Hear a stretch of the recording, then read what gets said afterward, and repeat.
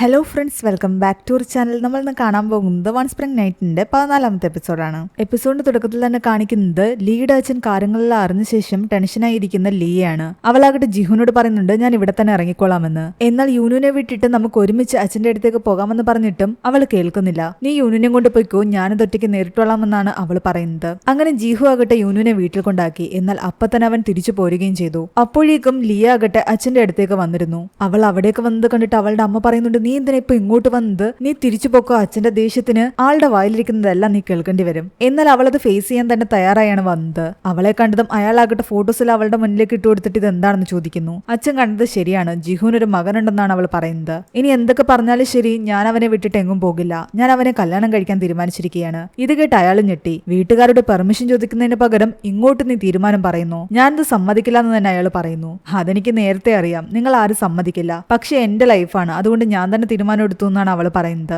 എന്റെ ഫീലിംഗ്സ് ഒരിക്കലും എനിക്ക് മാറ്റിവെക്കാൻ പറ്റില്ല. അയാൾ പറയുന്നുണ്ട്, നിന്റെ പ്രശ്നമേ ഇത് തന്നെയാണ്. നീ അവന് ഹേർട്ടാകൂന്ന് കരുതിയിട്ടാണ് അവനുമായിട്ടുള്ള ഈ ബന്ധം നീ അവസാനിപ്പിക്കാത്തത്. നീ ഒരു കാര്യം ചെയ്യ, അവനെ ഇങ്ങോട്ട് വിളിക്കാൻ അയാൾ പറയുന്നു. ഒരു കാരണവശാലും ജിഹുനെ ഞാൻ ഇങ്ങോട്ട് വിളിക്കില്ല. ഇവിടേക്ക് വന്നു കഴിഞ്ഞാൽ അച്ഛൻ അവനെ ഒരുപാട് അപമാനിക്കുമെന്ന് എനിക്കറിയാം. അതെനിക്ക് ഒരിക്കലും കണ്ടു നിൽക്കാൻ പറ്റില്ല. അയാൾ വീണ്ടും വീണ്ടും ഇതിനെ എതിർത്ത് തന്നെ സംസാരിക്കുകയായിരുന്നു. അവള് പറയുന്നുണ്ട്, എന്തൊക്കെ വന്നാലും ശരി, ഈ വിവാഹം നടന്നിരിക്കുമെന്ന്.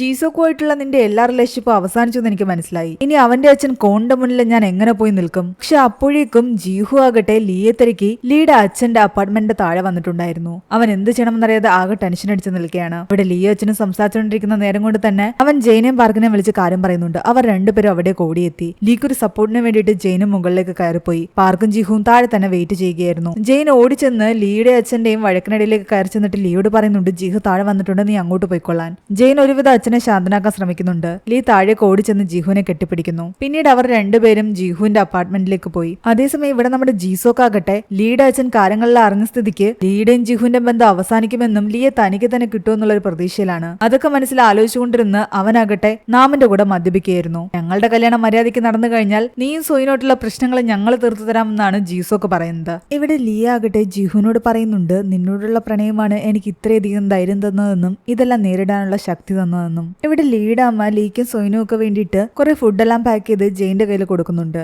ജെയിൻ അവരോട് ചോദിക്കുന്നു, അച്ഛൻ എപ്പോഴും ദേഷ്യത്തിലാണോ എന്ന്. ലീയും ജിഹുവും പ്രണയിക്കുന്നുണ്ടെങ്കിൽ അവരെ അവരുടെ വഴിക്ക് വിട്ടാ പോരെ, എന്തിനാ ഇങ്ങനെ പ്രശ്നം ഉണ്ടാക്കാൻ നിൽക്കുന്നത്? എന്നാൽ അവര് തിരിച്ച് അവളോട് പറയുന്നുണ്ട്, നീ ഒരു പേരന്റ് ആകുമ്പോഴേ ഇതൊക്കെ മനസ്സിലാകുമെന്ന്. സോയിനോടിനെ ഡിവോഴ്സ് ആവുകയും ഒരു സിംഗിൾ മദർ ആവുകയും ചെയ്യും. അതിന്റെ കൂടെ ലീയും ജിഹുവും തമ്മിലുള്ള ഈ ബന്ധം, അങ്ങനെ എല്ലാം കൊണ്ട് ഓരോരോ പ്രശ്നങ്ങൾ തന്നെയാണ്. ടെൻഷൻ അടിച്ചിരിക്കുന്ന അമ്മയുടെ മൈൻഡ് റിലാക്സ് ആക്കാൻ വേണ്ടിയിട്ട് ജെയിൻ ആകട്ടെ അവിടെ ഇരുന്ന് പിയാനോ വായിക്കാൻ ആരംഭിച്ചു. ഇവിടെ ജിഹുവിന്റെ ഫാർമസിയിലെ കൊളീഗിനെ ആകട്ടെ ജിഹുവിന്റെ അമ്മ വിളിച്ചിട്ട് പറയുന്നുണ്ട്, എനിക്ക് നിങ്ങളെ നേരിട്ടൊന്ന് കാണണം, കുറച്ച് സംസാരിക്കണമെന്ന്. ഇവിടെ ലീ ആകട്ടെ ആ ഫോട്ടോസ് ആരയച്ചതായിരിക്കും എന്നുള്ള ടെൻഷനിലായിരുന്നു. ഒന്നുകിൽ ജീസോക്ക് അല്ലെങ്കിൽ അവന്റെ അച്ഛൻ കോൺ, ഇതിൽ ആരെങ്കിലും ഒരാളായിരിക്കും അയച്ചിരിക്കുന്നത്. ജീസോക്ക് കുറച്ച് തവണ ലീയെ വിളിച്ചിട്ടുണ്ടായിരുന്നു. അവള് തിരിച്ചു വിളിച്ചിട്ട് അവനോട് ചോദിക്കുന്നുണ്ട്, നിനക്ക് എന്താ വേണ്ടെന്ന്. നമുക്കൊരു ഡിന്നർ കഴിക്കാൻ പോവാൻ, കുറച്ച് സംസാരിക്കാനുണ്ടെന്ന് അവൻ പറയുന്നു. ശരി എന്നാ കാണാമെന്ന് പറഞ്ഞിട്ട് അവള് പെട്ടെന്ന് ഫോൺ വെച്ചു. ഇവിടെ ജീഹു ആകട്ടെ തന്റെ കൊളീഗിനോട് പറയുന്നുണ്ട്, ലീ തന്നെ പ്രപ്പോസ് ചെയ്തു എന്ന്. അവൾക്ക് എത്രയും പെട്ടെന്ന് വിവാഹം കഴിക്കണമെന്ന ആഗ്രഹം. ഇതൊക്കെ കേട്ടപ്പോ അവർക്കും സന്തോഷം തോന്നി. ഇവിടെ ലീ ആകട്ടെ ജീസോക്കിനെ കാണാൻ പോകുന്നതിന് മുമ്പ് ജിഹുവിനെ വിളിച്ച് അറിയിക്കുന്നുണ്ട്.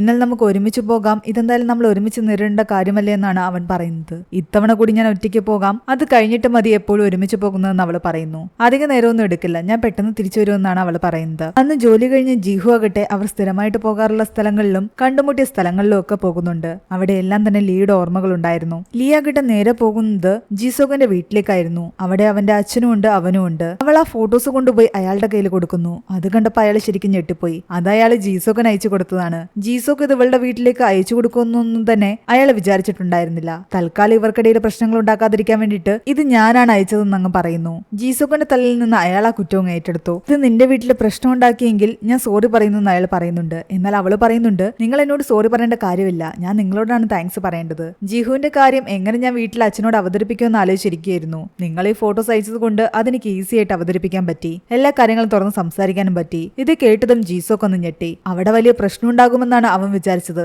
എന്നാൽ അവൻ വിചാരിച്ച പോലെ ഒന്നും നടന്നില്ല എന്നറിഞ്ഞപ്പോഴേക്കും അവന് ദേഷ്യം വരുന്നുണ്ടായിരുന്നു. അവളാകട്ടെ തന്റെ ബിസിനസ് കാർഡ് എടുത്ത് അയാളുടെ കയ്യിൽ കൊടുത്തിട്ട് പറയുന്നുണ്ട്, നിങ്ങളെടുത്ത ഫോട്ടോസ് എല്ലാം നല്ല ഫോട്ടോസാ, അതെല്ലാം എനിക്കൊന്ന് മെയിൽ അയച്ചേക്കാൻ പറഞ്ഞിട്ട് അവൾ പുറത്തേക്ക് ഇറങ്ങി വരുന്നു. എന്നാൽ ജീസോക്ക് അവളോട് പറയുന്നുണ്ട്, അച്ഛനല്ല ഫോട്ടോസ് അയച്ചത്, ഞാനാണ് അയച്ചതെന്ന്. അത് കേട്ടതും ലീ ഒന്ന് ഞെട്ടി. ഈ പ്രശ്നങ്ങൾ എനിക്ക് മാത്രം വന്നാൽ പോരല്ലോ, നീയും കൂടി കുറച്ച് അനുഭവിക്കട്ടെ എന്ന് കരുതിയിട്ടാണ് ഞാൻ ആ ഫോട്ടോസ് അയച്ചത്. എന്നാൽ നീ ഇങ്ങനെയൊക്കെ കാണിക്കുന്നതിലൂടെ ഞാൻ നിന്റെ അടുത്തേക്ക് തിരിച്ചു വരുമെന്ന് നീ തെറ്റിദ്ധരിച്ചു. അങ്ങനെ ഒരിക്കലും ഉണ്ടാകില്ല എന്നാണ് അവൾ പറയുന്നത്. നിനക്ക് ജീഹു മതിയെങ്കിൽ പിന്നെ എന്തിനു നീ എന്നെ ഡേറ്റ് ചെയ്തതെന്നും എന്നെ പ്രണയിച്ചതെന്നും ഒക്കെ അവൻ അവളോട് ചോദിക്കുന്നുണ്ട്. ശരിക്കും നീ എന്നെയാണോ എന്റെ സ്വത്തിനെയാണോ പ്രണയിച്ചതെന്ന് എനിക്ക് ഇപ്പോഴും ഡൗട്ടുണ്ട്. ചില സ്ത്രീകളൊക്കെ അങ്ങനെയാണല്ലോ. അവൻ ഇങ്ങനെയൊക്കെ പറയുന്ന കേട്ടിട്ട് അവൾക്ക് നല്ല ദേഷ്യം വരുന്നുണ്ടായിരുന്നു. നീ എന്തൊക്കെ കാര്യങ്ങൾ പറഞ്ഞാലും ആ കുറ്റങ്ങളെല്ലാം ഏറ്റെടുക്കാൻ ഞാൻ തയ്യാറാ, പക്ഷെ ഒരിക്കലും നിന്റെ അടുത്തേക്ക് ഞാൻ തിരിച്ചു വരില്ല എന്ന് പറഞ്ഞിട്ട് അവൻ അവൾക്ക് നേരത്തെ കൊടുത്ത റിങ്ങും അവന്റെ കയ്യിൽ തിരിച്ചു വെച്ചു കൊടുത്തിട്ടാണ് അവൾ പോകുന്നത്. ദേഷ്യം വന്ന ജീസോക്ക് അത് അവിടേക്ക് വലിച്ചെറിയുന്നു. ലീ അവിടെ നിന്നും തിരിച്ച് ബസ് സ്റ്റോപ്പിന്റെ അടുത്തേക്ക് വരുമ്പോൾ ജീഹു അവിടെ നിൽക്കുന്ന കണ്ടിട്ട് അവനെ അവള് കോള് ചെയ്യുന്നുണ്ട്. എന്നിട്ട് അവന്റെ അടുത്തേക്ക് ഓടി വന്ന് അവനെ കെട്ടിപ്പിടിക്കുന്നുണ്ട്. പിറ്റേന്ന് ലീ വർക്ക് ചെയ്യുന്ന ലൈബ്രറിയിലേക്ക് ലീയുടെ അമ്മ വരുന്നുണ്ട്. ഒളിഞ്ഞും പാത്തു നിന്ന് അവളെ കുറെ നേരം നോക്കുന്നു. അവളുടെ കൊളീഗ് ഇത് കണ്ടിട്ട് അവളോട് വന്ന് പറയുന്നുണ്ട്. എന്നാൽ അമ്മ തന്നെ കാണാതെ ഇവിടെ ഒളിച്ചു നിൽക്കുന്നത് എന്താണെന്നായിരുന്നു ലീയുടെ ചിന്ത. വീട്ടിൽ വെച്ചുണ്ടായ വഴക്കിന് ശേഷം അമ്മ തന്നെ ഫേസ് ചെയ്യാൻ കുറച്ച് ബുദ്ധിമുട്ടുന്നുണ്ടാകുമെന്ന് അവൾക്ക് തോന്നി. അവളൊരു സോറി പറഞ്ഞുകൊണ്ട് അമ്മയ്ക്ക് മെസ്സേജ് ഒക്കെ ചെയ്യുന്നുണ്ട്. ഇവിടെ സോയിനാകട്ടെ തന്റെ ഡിവോഴ്സിന് വേണ്ടിയിട്ടുള്ള കാര്യങ്ങൾ നീക്കിക്കൊണ്ടിരിക്കുകയായിരുന്നു. അതിനിടയ്ക്ക് ജെയിനെ അവരുടെ അമ്മ വിളിച്ചിട്ട് ചോദിക്കുന്നുണ്ട് ആ ജീഹുവിന്റെ ഫാർമസി എവിടെയാണെന്ന്. അവൾ സ്ഥലമൊക്കെ പറഞ്ഞു കൊടുക്കുന്നു. പക്ഷെ ഞാൻ വിളിച്ച ഫാർമസി എവിടെയാണെന്ന് ചോദിച്ച കാര്യമൊന്നും നീ ലിയോട് പറയണ്ടെന്നും അമ്മ പറയുന്നുണ്ട്. അതിനിടയ്ക്ക് ലിയോ ഓഫീസിലിരിക്കുമ്പോഴാകട്ടെ ജീസോക്കിന്റെ മെസ്സേജ് അവൾക്ക് വരുന്നുണ്ട്. താഴേക്ക് വാ എന്ന് പറഞ്ഞിട്ട്. ജീസോക്ക് അവളെ കാണാൻ അവിടേക്ക് വന്നിട്ടുണ്ടായിരുന്നു. ജീസോക്ക് പുതിയൊരു ഇടവുമായിട്ടാണ് അവളുടെ അടുത്തേക്ക് വന്നിരിക്കുന്നത്. നിന്റെ അച്ഛൻ റിട്ടയർമെന്റിന് ശേഷം അവിടെ ഫൗണ്ടേഷനിൽ ജോലി ചെയ്യണമെന്നായിരുന്നല്ലോ ആഗ്രഹിച്ചിരുന്നത്. അതിനിയും സാധ്യമാകും. നമുക്കിടയിൽ പ്രശ്നങ്ങളൊന്നും തന്നെ അച്ഛനെ ബാധിക്കില്ല.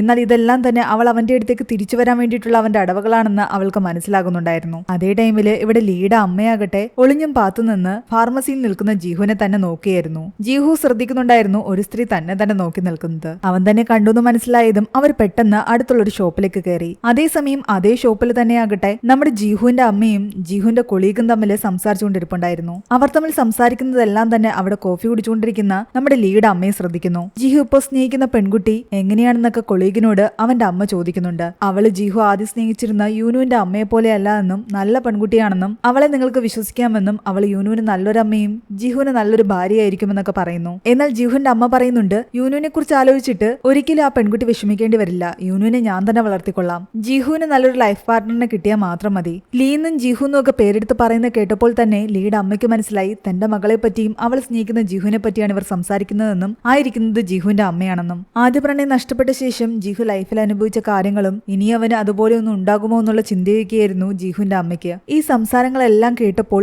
ലീയുടെ അമ്മയ്ക്ക് മനസ്സിലായി ജീഹു അവന്റെ ഫാമിലിയും എത്ര നല്ലവരാണെന്ന്. അതുകൊണ്ട് തന്നെ ജീഹുവിന്റെ അമ്മയാകട്ടെ ബസ് സ്റ്റോപ്പിലേക്ക് പോയിരിക്കുമ്പോൾ ലീയുടെ അമ്മ അവരുടെ അടുത്തേക്ക് വരികയും സംസാരിക്കുകയും ചെയ്യുന്നുണ്ട്. സ്വയം പരിചയപ്പെടുത്തുന്നു താൻ ലീയുടെ അമ്മയാണെന്ന്. അവർ അവിടെ നിന്ന് ഒരു പാർക്കിലേക്ക് വന്നിരുന്ന് സംസാരിക്കുന്നു. നമ്മുടെ രണ്ടുപേരുടെയും മക്കള് നല്ല രീതിയിൽ ജീവിക്കുമെന്ന് പറഞ്ഞുകൊണ്ട് അവർ പരസ്പരം ചിരിക്കുകയും കരയോ ഒക്കെ ചെയ്യുന്നുണ്ട്. ഇവിടെ ജീഹുവിന്റെ കൊളീഗാകട്ടെ ജീഹുവിന്റെ അമ്മയെ കണ്ടവരെല്ലാം അവനോട് പറയുന്നുണ്ട് നിന്റെ അമ്മ നല്ല ടെൻഷനിലാണ്. നീയും ലീയും ഒരുമിച്ച് കഴിഞ്ഞിട്ട് നീ ആദ്യം സ്നേഹിച്ച ആ പെൺകുട്ടിയില്ലേ യൂമി എന്നല്ലേ അവളുടെ പേര്, അവളങ്ങനെ നിന്റെ ലൈഫിലേക്ക് തിരിച്ചു വരുമോ എന്ന്. എന്നാൽ അവൻ പറയുന്നുണ്ട് 6 വർഷമായി, ഇനി എങ്ങനെ അവള് തിരിച്ചു വരാനാണ്? ഇനി ഇങ്ങനെ ടെൻഷൻ അടിച്ചുകൊണ്ടിരുന്നിട്ട് കാര്യമില്ല. എനിക്കും ടെൻഷൻ ഇല്ലാതെയൊന്നുമില്ല. അവളങ്ങാനും തിരിച്ചു വന്ന് യൂനുവിനെ തിരിച്ചു കൊണ്ടുപോകുമോ എന്നുള്ള പേടി എനിക്കുമുണ്ട്. പക്ഷെ ആ പേടിയിൽ എനിക്ക് ജീവിക്കാൻ പറ്റില്ല. എന്നാൽ ഇത് കേട്ടുകൊണ്ട് ആ കൊളീഗ് അവനോട് പറയുന്നുണ്ട് നീ ഇനി അങ്ങനെ പേടിക്കേണ്ട കാര്യമില്ല. അവള് മറ്റൊരു വിവാഹം കഴിച്ചു എന്നാണ് ഞാൻ കേട്ടത്. അതിലിപ്പോൾ ഒരു കുട്ടിയുമുണ്ട്. അവളെന്തായാലും നിന്റെ ലൈഫിലേക്ക് ഇനി ഒരിക്കലും തിരിച്ചു വരില്ല. അത് കേട്ടപ്പോൾ ഒരു നിമിഷത്തേക്ക് ജീഹു ഒന്ന് ഷോക്കായി. എന്നാലും ഒരു തവണ പോലും എന്റെ മനസ്സിൽ അവളെന്റെ ലൈഫിലേക്ക് തിരിച്ചു വരണമെന്നൊരാഗ്രഹമൊന്നും എനിക്കിപ്പോഴില്ല. അവൾ എവിടെയാണെങ്കിലും ഹാപ്പി ആയിട്ടിരിക്കട്ടെ എന്നാണ് അവൻ പറയുന്നത്. ഇവിടെ ലീയും സോങ്ങും മറ്റൊരു കൊളീഗും ചേർന്നിട്ട് സോങ്ങിന്റെ അപ്പാർട്ട്മെന്റിലേക്ക് വരികയായിരുന്നു. ആ സമയത്ത് ജീഹു അവിടെ ഉണ്ടായിരുന്നില്ല. അവൻ പേരൻസിന്റെ അടുത്തേക്ക് പോയിരിക്കുകയാണെന്ന് അവൾക്ക് മനസ്സിലായി. അവളെ നേരെ അവന്റെ അപ്പാർട്ട്മെന്റ് തുറന്ന് അകത്തേക്ക് കയറുന്നു. അവിടെ ബെഡിന്റെ സൈഡിലായിട്ട് അവൾ നേരത്തെ ആഗ്രഹിച്ച പോലെ തന്നെ അവന്റെയും യൂനുവിന്റെയും അവളുടെയും ചേർന്നുള്ള ഫോട്ടോസ് അവൻ ഫ്രെയിം ചെയ്ത് വെച്ചിട്ടുണ്ടായിരുന്നു. ഇവിടെ ജീഹു ആകട്ടെ പേരൻസിന്റെ അടുത്ത് നിന്നും തിരിച്ചു വന്ന് അവന്റെ കൊളീഗിന്റെ കൂടെ ചേർന്നിരുന്ന് മദ്യപിക്കുകയായിരുന്നു. നല്ലപോലെ മദ്യപിച്ച് അവശനായിരിക്കുകയാണ് അവൻ. അവനെ കൂട്ടിക്കൊണ്ടു പോകാൻ പാർക്ക് വന്നിരിക്കുന്നു. അതേ ടൈമിൽ ഇവിടെ ജീസോക്കും ലീയെ പൂർണ്ണമായും നഷ്ടപ്പെട്ടു എന്ന് മനസ്സിലാക്കി നല്ലപോലെ മദ്യപിച്ചിരിക്കുന്നു. പാർക്ക് ജീഹുനെ ആകട്ടെ വീട്ടിലേക്ക് കൂട്ടിക്കൊണ്ടു പോകുന്നത് ലീ താഴെയുള്ള അപ്പാർട്ട്മെന്റിൽ നിന്നും കണ്ടിരുന്നു. അവള് പെട്ടെന്ന് അവിടേക്ക് കയറി വരുന്നു. എന്തു പറ്റിയെന്ന് ചോദിക്കുമ്പോൾ പാർക്ക് പറയുന്നുണ്ട് അവൻ ഇന്ന് നല്ലപോലെ മദ്യപിച്ചിട്ടുണ്ടെന്ന്. അവൾ അവനോട് ചോദിക്കുന്നുണ്ട് നീ എന്തിനെന്ന് ഇത്രയധികം കുടിച്ചത്, എന്തെങ്കിലും സംഭവിച്ചോ എന്ന്. എന്നാൽ അവൻ അവളോട് തിരിച്ചു ചോദിക്കുന്നത് ഇങ്ങനെയായിരുന്നു